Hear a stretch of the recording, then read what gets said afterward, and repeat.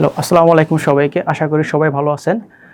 অনেকেই রিকোয়েস্ট করার পরে আমরা একটা কোর্স শুরু করতে যাচ্ছি। এটা হচ্ছে আপনার অনলাইন বিজনেসের জন্য একটা কন্টেন্ট স্ট্র্যাটেজি 80/20 রুলস।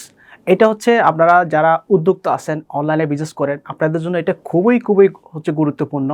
আর আমরা অনেকেই হচ্ছে অনলাইনে বিজনেস করতেছি। কিন্তু এখানে হচ্ছে আপনার কনটেন্টটা কীভাবে করব, কীভাবে পোস্ট করব, আমরা সোশ্যাল মিডিয়ায় কোন ধরনের পোস্ট করব, এটা আমরা অনেকেই জানি না। তো অনেকেই জানলেও এটা কিন্তু প্রফেশনালি হয় না। তো আমি আজকে আপনাদের জন্য হচ্ছে মানে একটা কোর্স নিয়ে আসতেছি যেটা সম্পূর্ণ ফ্রি।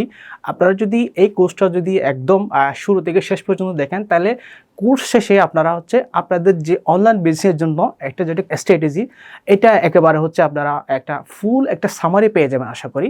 তো এটা হচ্ছে সম্পূর্ণ ফ্রি কোর্স। আশা করি আপনারা আমাদের পার্ট 1 থেকে একদম লাস্ট পর্যন্ত দেখবেন। যদি দেখেন তাহলে আপনারা আপনার অনলাইন বিজনেসটা একটু ডেভেলপ করতে পারবেন। অনলাইনে হচ্ছে কন্টেন্ট মার্কেটিংয়ের মাধ্যমে আপনাদের বিজনেসের একটা স্ট্রং ব্র্যান্ড অ্যাওয়ারনেস হচ্ছে ক্রিয়েট করতে পারবেন। চলুন তাহলে শুরু করি আমাদের যে কন্টেন্ট স্ট্র্যাটেজি 80/20 রুলস।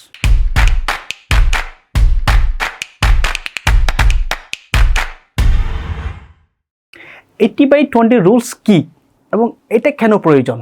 তো আমি আসলে কোনো হচ্ছে ওই যে মিলিয়ন বিজনেস, ওই যে বিলিয়ন ডলার বিজনেস, ওই স্টার্টআপ ওই ধরনের আমি হচ্ছে এক্সাম্পলে যাব না। আমি জাস্ট যাব হচ্ছে আপনাদের সাথে যেটা রিয়েলিস্টিক এক্সাম্পল, আমার সাথে যেটা রিয়েলিস্টিক এক্সাম্পল, ওই ধরনের কিছু এক্সাম্পল আপনাদেরকে আমি বোঝাবো।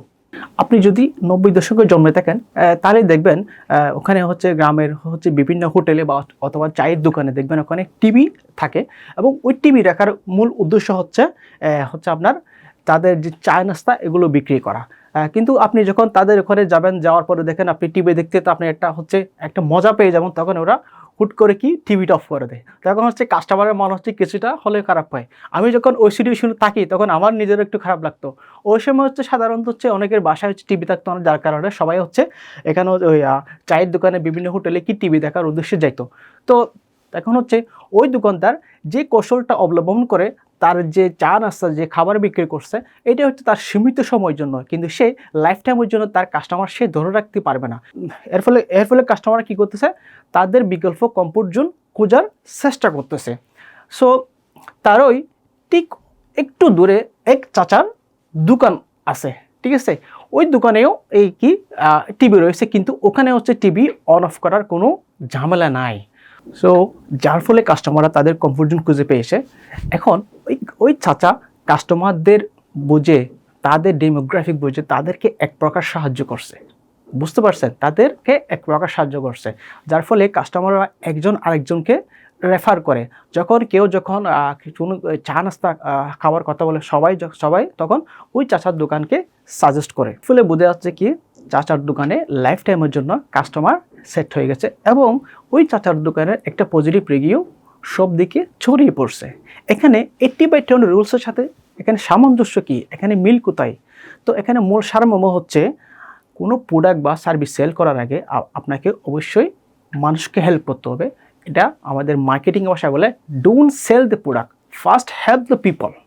আপনাকে মানুষকে আগে হেল্প করতে হবে। এখন দেখেন আপনাকে এটাই হচ্ছে আপনার 80/20 রুলস। অর্থাৎ আপনাকে সরাসরি বলতে হবে না আপনি অমুক প্রোডাক্ট বা সার্ভিস নিয়ে কাজ করেন। আপনার অ্যাক্টিভিটির মাধ্যমে, অর্থাৎ 80% ইনফরমেশন কন্টেন্টের মাধ্যমে আপনাকে বোঝাতে হবে যে কি আপনি এই প্রোডাক্ট বা সার্ভিস নিয়ে কাজ করেন, আপনি এই ইন্ডাস্ট্রিতে একজন দক্ষ মানুষ, এবং you are the person who can give the best service for this product or service. বুঝতে পারছেন? তো আপনি যখন কাস্টমারদের ডেমোগ্রাফিক সম্পর্কে জানবেন, তাদের আগ্রহ সম্পর্কে জানবেন, এরপর আপনি তাদেরকে ব্র্যান্ড অ্যাওয়ারনেস করবেন, এরপরে হচ্ছে আপনি তাদেরকে মানে অফার করতে পারবেন যে 20% হচ্ছে প্রমোশনাল পোস্ট অফার করতে পারবেন, আমার এই প্রোডাক্ট আছে, আপনারা চাইলে এই প্রোডাক্টটা নিতে পারেন। সো আমি তাহলে এখানে হচ্ছে আমি যে একটা এক্সাম্পল বললাম, তাহলে এখানে হচ্ছে আপনার চাচার দোকান, ওই ব্যক্তির দোকানের সাথে যে এখানে যে 80/20 রুলসের পার্থক্য কী, তাহলে আমি একটু বলি। তাহলে আমরা একটু ইয়াতে যাই। দেখেন, তাহলে চাচা হচ্ছে কাস্টমারদের ডেমোগ্রাফিক সম্পর্কে জানছে, তাদের ইন্টারেস্ট সম্পর্কে জানছে, তারা কী চায়, এরপর তাদেরকে হেল্প করছে। এরপর চাচার একটা ব্র্যান্ড অ্যাওয়ারনেস হয়েছে। ব্র্যান্ড অ্যাওয়ারনেস হওয়ার পরে চাচার বিজনেসটা গ্রো হয়েছে, তাদের লাইফ টাইমের জন্য একটা বিজনেস সেট আপ হয়ে গেছে। কিন্তু অপর ব্যক্তি, যে প্রথম ব্যক্তি, সে এই কাজগুলো করে নাই। না করার ফলে তার তার যে দোকানে যে এক্সিস্টিং যে কাস্টমার ছিল ওই কাস্টমারগুলো চাচার দোকানে চলে আসছে। তো এখানে আমি আরেকটা বিষয় বলি, আমাদের যে টপিক মানে টোটাল যে কোর্সের 80/20 রুলস যে কন্টেন্ট স্ট্র্যাটেজি, এটা কিন্তু হচ্ছে যেটা প্যারেটো যেটা প্রিন্সিপাল আছে ও প্যারেটো প্রিন্সিপাল নয়। এটা প্যারেটো প্রিন্সিপালের সাথে কিছুটা সামঞ্জস্য হলেও আমার এই যে কন্টেন্ট স্ট্র্যাটেজি এটা আরও খুবই গভীর, বুঝতে পারছেন? তো তা আস্তে ধীরে আমাদের যে সামনে যে আরও ভিডিও আসবে, আরও পার্ট আসবে, এখন আপনারা হচ্ছে বিস্তারিত জানতে পারবেন। সো ততক্ষণ সাথে থাকুন, আমার চ্যানেলটি সাবস্ক্রাইব করে থাকুন। ধন্যবাদ।